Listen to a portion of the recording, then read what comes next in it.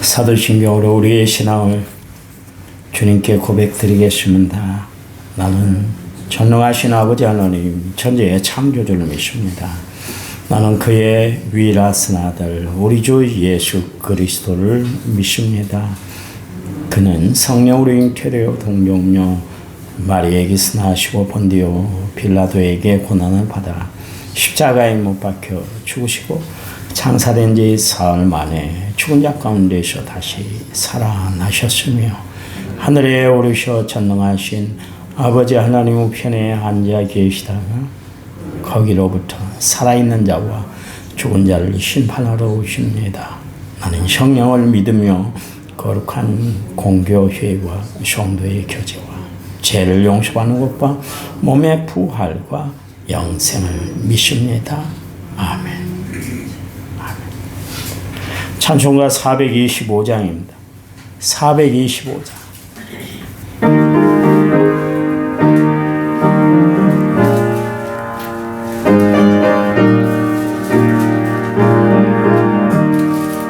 주님의 뜻을 이루소서. 고요한 중에 기다리니 진흙과 같은 아비제사 주님의 형상 만드소서. 주님의 뜻을 이루소서. 주님 발 앞에 엎드리니 나의 맘속을 살피시사 눈보라 이게 하옵소서. 주님의 뜻을 이루소서. 병들어 몸이 피곤할 때 권능의 손을 내게 펴사 강건케 하여 주옵소서. 주님의 뜻을 이루소서. 온전히 나를 주장하사 주님과 함께 동행함을 만민이 알게 하옵소서.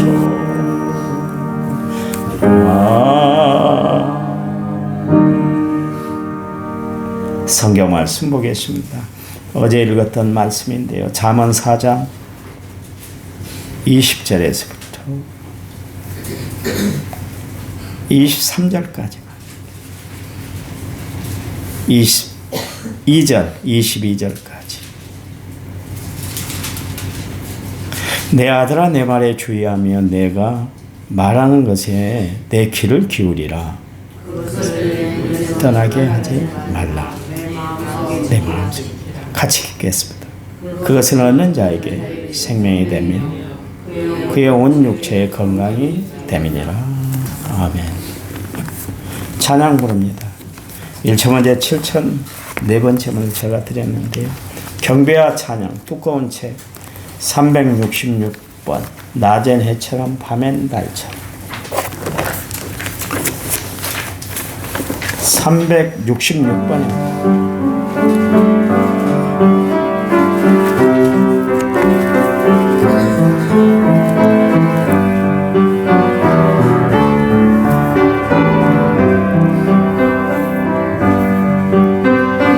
낮엔 해처럼 밤엔 달처럼 그렇게 살 순 없을까. 욕심도 없이 얻은 세상 빛을 온전히 남을 위해 살듯이 나 일생에 꿈이 있다면 땅에 소원되어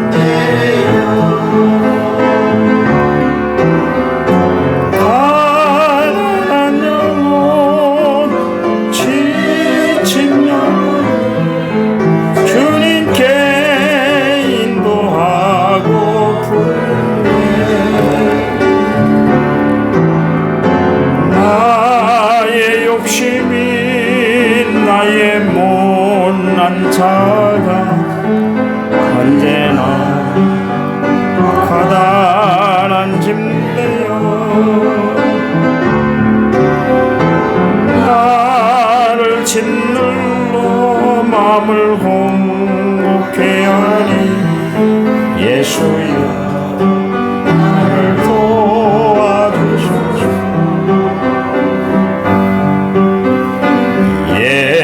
예수님처럼 바울처럼 그렇게 살 순 없을까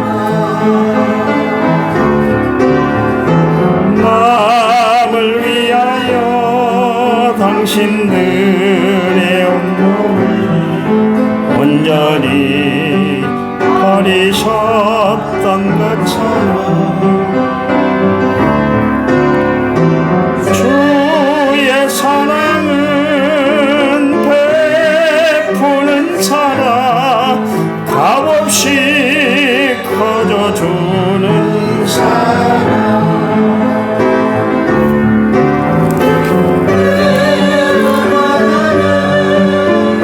주는 것보다 받는 것 더욱 좋아하니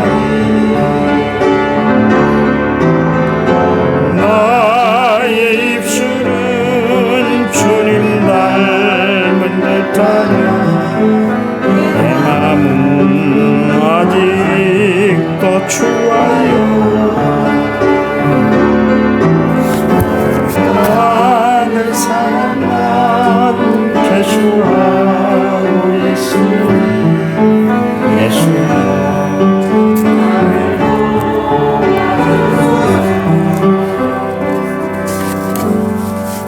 아멘. 그 소아시아의 7교회 중에 에베소 교회에 대해서 이제 주님이 책망을 하시는 것을 알 수가 있죠. 첫사랑의 믿음을 잃어버렸다. 처음 가졌던 열정을 잃어버렸다. 그런 이야기입니다. 기독교 신앙의 가장 중요한 것은 열정이에요. 바울이 그토록 주를 위해서 일할 수 있었던 것은 뭐냐면 그에게 구령의 열정이 있었기 때문에 그래요. 여러분 열정을 가지고 신앙생활 하시기 바랍니다. 열정으로 사명을 감당하는 거예요. 다른 거 없어요. 하나님이 주시는 열정, 그 열정이 있어야 기도 생활도 최선을 다하는 거예요. 열정이 없으니까 그냥 기도해도 그만, 안 해도 그만. 기도 안 해도 뭐 똑같이 잘 살던데, 뭐 새끼 밥 먹는데 뭐 호흡하는데 전혀 지장이 없던데 그 생각 갖게 되면 기도 안 합니다. 그런데 우리가 구령의 열정을 가지면 구령의 열정이 뭡니까? 땅끝까지 이르러 내 증인이 되라 그랬으니까 기도를 통해서 우리가 선교사를 파송하는 거예요. 기도를 통해서 내가 못한 일들을 선교사들이 하게끔 돕는 거예요. 기도가 참 중요한 거 아닙니까? 저 목회에서 가장 중요한 것은 성도들의 기도예요. 주일날 제가 강대상에 앉아서 대표 기도하는 성도들을 기도할 때 우리 사랑하는 목사님, 말씀 전하는 목사님 그러면서 저를 위해서 기도해 줄 때 얼마나 내가 한편으로 부끄럽기도 하지만 한편으로는 얼마나 힘이 되는지 몰라요. 그 힘으로 내가 목회하고 있는 것 같아요. 그러니까 기도가 중요합니다. 열정이 없으니까 기도도 안 해요. 말씀 들어볼 시간이 어디 있습니까? 유튜브 한번 봐보세요. 1시간 훌쩍 가버립니다. 그냥 가요, 그냥. 몇 개 이렇게 검색하고 계속 넘기다 보면 뭐 한두 시간 그냥 가요. 말씀 듣는 시간은 5분도 채 안 걸리고 기도하는 시간도 5분도 채 안 돼요. 그리고 하루를 버티는 거예요. 위험한 겁니다. 그렇게 해서는 안 돼요. 마지막 때는 마귀가 우는 사자처럼 두루다니며 삼킬 자를 찾고 있는 이 때이기 때문에 어떻게 해서든 예수 믿는 사람들로 하여금 말씀에 접근하지 못하게 만들고 기도에 무릎을 꿇지 못하게 만드는 게 마귀의 전략이에요. 그게 넘어가면 결국 성도다운 본분을 다하지 못하는 것이죠. 에베소 교회가 그랬어요. 처음에 예수 믿었을 때 얼마나 열정이 뜨거웠는지 몰라요. 그 열정을 가지고 하나님의 말씀을 받아들이고 말씀대로 사는 그런 삶을 살았는데 한 세대가 딱 지나고 나니까 봤더니 처음 믿었던 그 믿음이 전수가 되지 못해서 그 교회가 결국 예수님의 책망을 듣고 말았다는 것을 알 수가 있어요. 우리가 살아가면서 결코 잊어서도 안 되는 것, 잃어버려서도 안 되는 것이 뭐냐면 믿음이에요. 그 사람이 사람에게 줄 수 있는 최고의 선물이 변함없는 마음이다. 그렇게 이야기를 하지 않습니까? 그런 것처럼 마찬가지로 우리가 하나님 앞에 정말 최고로 드릴 수 있는 것이 뭐냐면 변함없는 믿음이에요. 그래서 성경은 우리에게 반석 같은 믿음을 가져라 그랬잖아요. 반석이란 건 뭡니까? 변함이 없어요. 그대로 그 자리에 있어요. 변함이 없어요. 그처럼 마찬가지로 우리가 하나님을 향한 믿음도 변함이 없는 믿음이 하나님이 받으시는 믿음이다. 냄비 같은 신앙이 아니라 뚝배기 같은 신앙을 가지고 살아야 된다. 그런 이야기입니다. 여러분, 날마다 변함없는 믿음 생활을 하도록 하나님 앞에 기도하고 살아가는 성도들이 되시기를 간절한 마음으로 부탁을 드립니다. 변함없는 마음, 변함없는 믿음을 가지려면 어떻게 해야 될까요? 사랑해야 돼요. 사랑해야 돼요. 베드로는 사랑은 허다한 죄를 덮는다. 체험했잖아요. 자기가 체험했잖아요. 예수님의 사랑이, 공일한 사랑이, 그 풍성한 사랑이, 넘치는 사랑이 자기를 다 붙잡아 줬잖아요. 베드로야, 네가 나를 사랑해. 세 번 연거푸 물었던 것은 너는 정말 나를 사랑해야 돼. 너는 나를 정말 사랑하겠구나. 그것을 아시고 베드로에게 그 말씀을 하셨잖아요. 네가 나를 사랑해. 그때 예수님의 사랑, 내 허물투성인 나를 덮어주셨구나. 그것을 깨달았어요. 여러분, 사랑하면 흠이 보이질 않습니다. 미워하면 이렇게 하는 짓마다 미운 짓인지 마음에 안 들어. 100% 마음에 안 들어.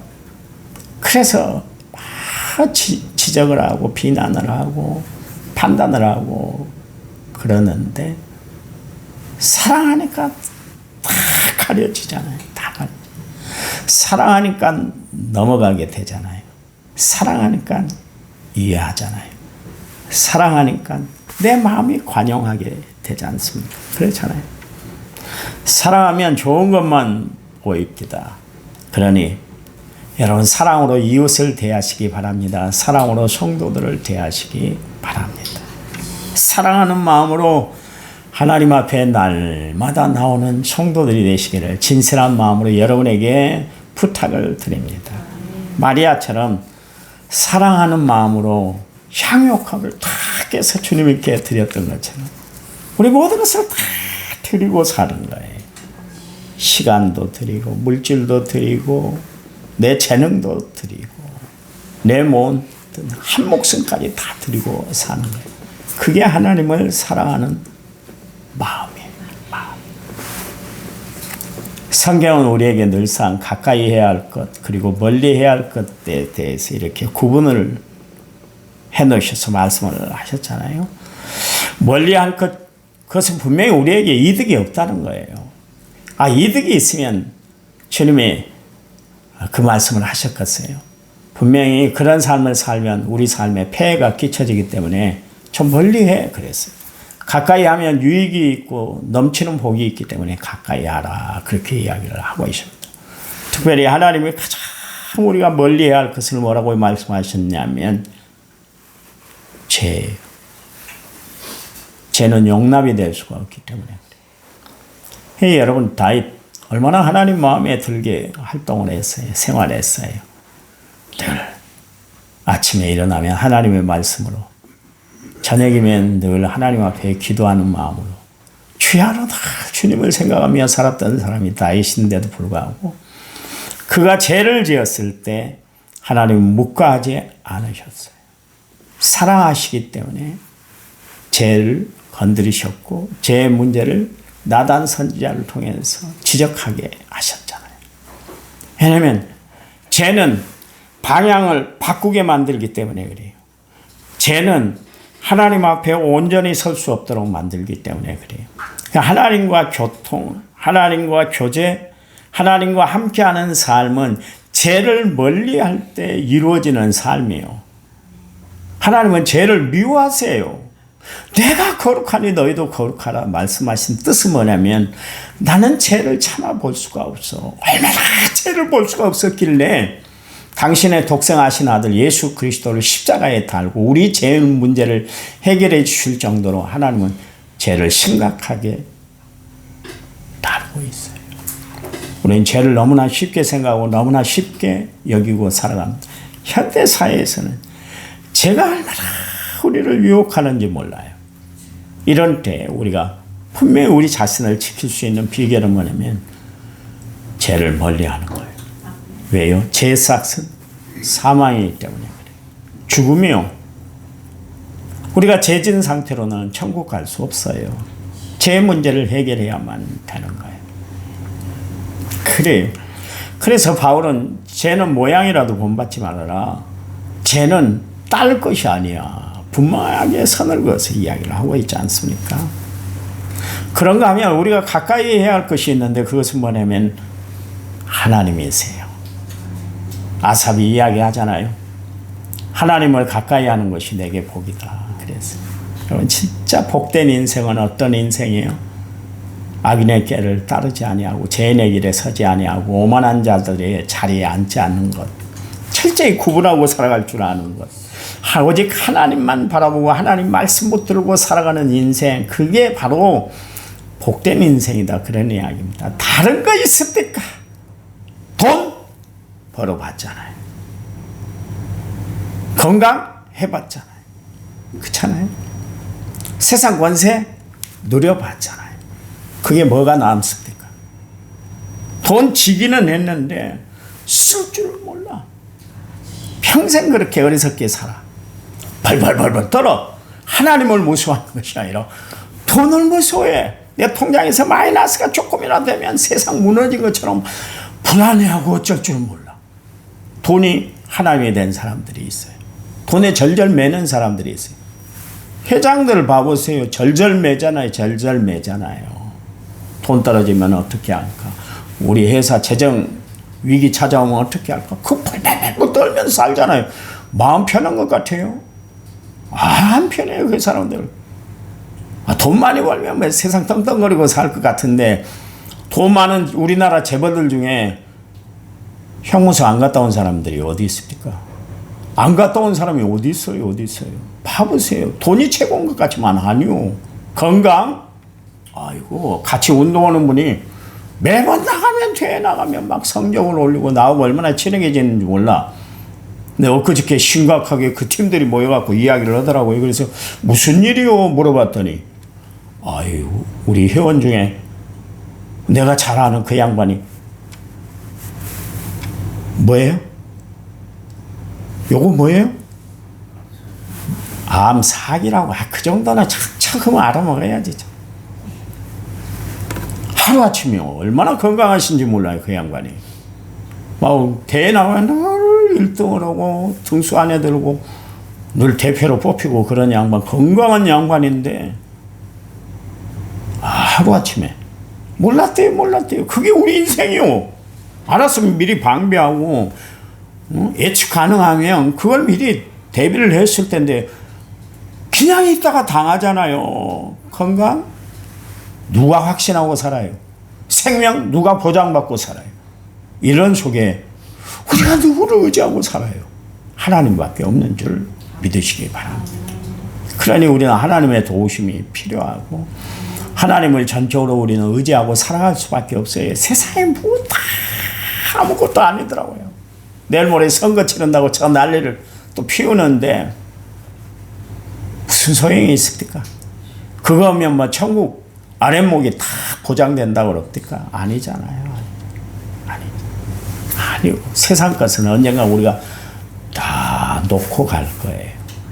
그러니 맡겨진 일에 우리는 최선만 다하면 되는 거예요. 매일매일 충실하게 그 일들을 감당해 나가는 거예요. 집사님은 열심히 프랜카드를 만들면 돼요. 그것도 하나님의 일이요. 우리 권사님은 환우들을 할머니 할아버지들 잘 돌보면 얼마나 하나님 영광 돌리는 일인지 몰라요. 우리는 교회 안에서만 하나님의 일이라고 생각을 해요. 아니요.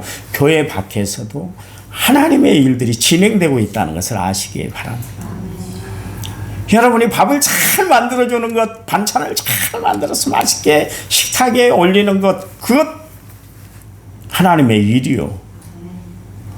뭐 교회에서 빗자루질 하는 것, 걸레질 하는 것, 그것만 하나님의 일이 아니라 우리의 삶 자체가 하나님의 일인 줄 믿으시기 바랍니다. 여러분, 시사선택을 잘하고 살아가시기 바랍니다.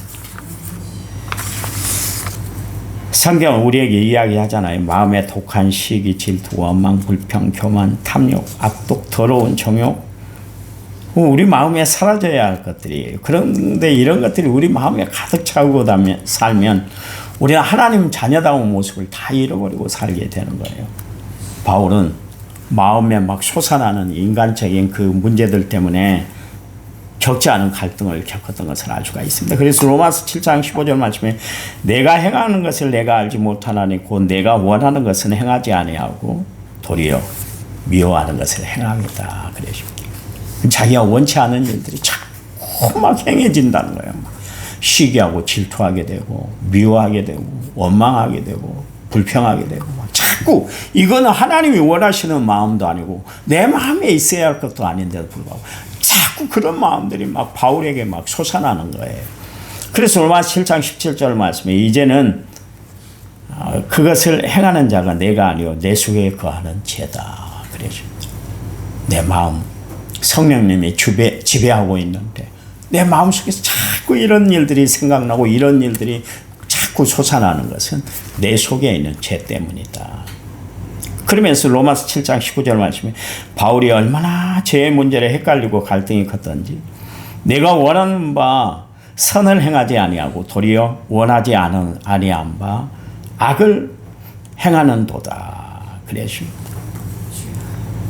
그러니 얼마나 갈등이 심했겠어요. 이거 하면 안 되는데 알면서도 자꾸 그런 마음들이 막 마음속에서 막 드는 거예요. 근데 이대로 행했다가는 내가 멸망당하겠구나 그 생각을 갖게 됐잖아요. 여러분, 우리가 세상을 살아가면서 바울 봐보세요. 바울이 하나님의 말씀을 몰랐습니까? 종교의 계율을 몰랐습니까? 그렇다고 해서 가정생활을 하면서 자기가 빠듯하게 지금 살아가고 있습니까? 그렇다고 해서 세상 출세를 위해서 자기가 하나님을 멀리하고 살아간 것도 아니잖아요. 온전히 주를 위해서 모든 것을 다 바치고 살았음에도 불구하고 자기 몸속에 있는 자기 마음속에 솟아나는 이런 죄의 속성들에 대해서 어떻게 할 바를 몰랐어요.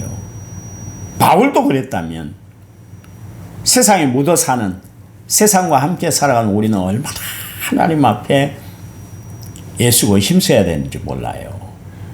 여러분, 내가 내 마음대로 할 수 있다고요? 택도 없는 이야기입니다. 아니요. 내 마음 성령이 다스려줘야 될 줄 믿으시기 바랍니다.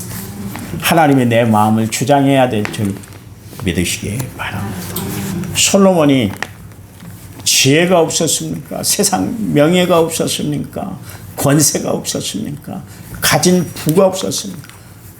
다 누리고 살았는데 불구하고 하나님이 그 마음을 떠나니까 세상에 비참한 지경이 되고 말았던 것을 알 수가 있잖아요. 마찬가지예요. 여러분, 우리가 우리 마음속에 늘 품어야 할 것, 우리 마음속에 늘 간직해야 될 것이 하나님의 말씀이고 성령님이 함께 하심인 줄 믿으시기 바랍니다. 하나님 감사합니다. 우리의 모든 것을 받으시기에 합당하신 하나님, 오늘도 우리로 하여금 무릎 꿇게 하시니 감사합니다. 죄를 버리고 하나님을 붙들고 의로운 삶을 살아가는 저희를 되도록 축복해 주시옵소서. 예수님 이름으로 기도했습니다. 아멘. 우리 합심해서 기도합니다.